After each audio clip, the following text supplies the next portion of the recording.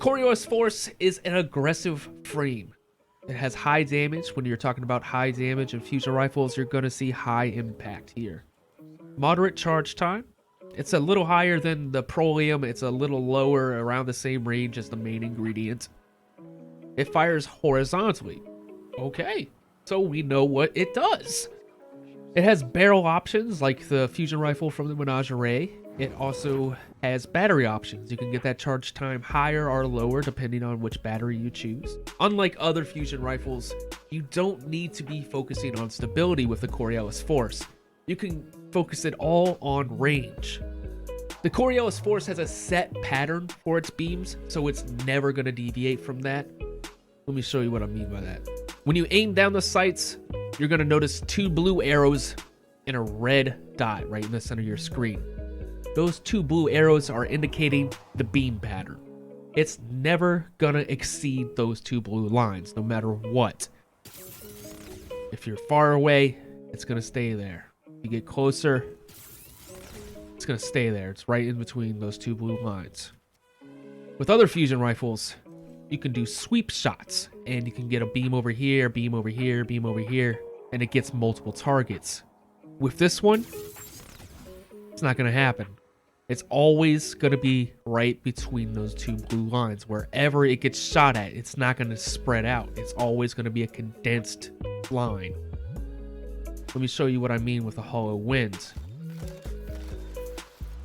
If I do that same shot, I get 3 over here, 1, 2, 3, 4. It's all going to be spread out. But with the Coriolis Force, it's not. It's always going to be condensed. Having a set pattern for where your beams go means that you can play a whole lot more aggressive than you can with fusion rifles. You're going to be able to abuse your vertical space on like other fusion rifles, where when you jump up in the air and you shoot,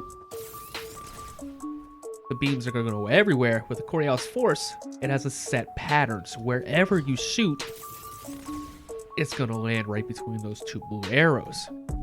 Since we know our shot can't deviate from those blue lines, we got to keep in mind that the closer the better with the target. Just watch this.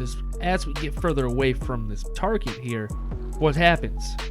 More and more of the screen gets between those blue lines there. So when we shoot this, it's going to be super spread out. Instead, we want to treat this more like a shotgun and get closer.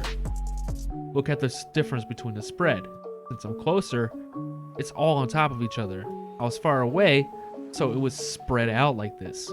The range is still going to damage your target, but the point of a fusion rifle is to get multiple fusion hits on the target.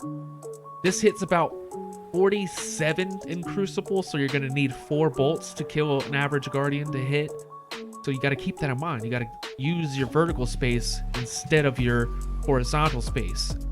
It's not a main ingredient. It's not an air intel. It's not going to be mapping people. You got to use this more like a shotgun. It's an aggressive frame. It has high handling and high impact.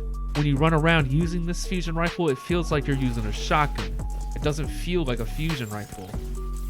It has the same type of handling and everything. It just has a whole lot more range, especially in PvE. In PvP, it has about the same range as a slug shotgun. If someone has Chaperone, you're probably going to get outgunned by that.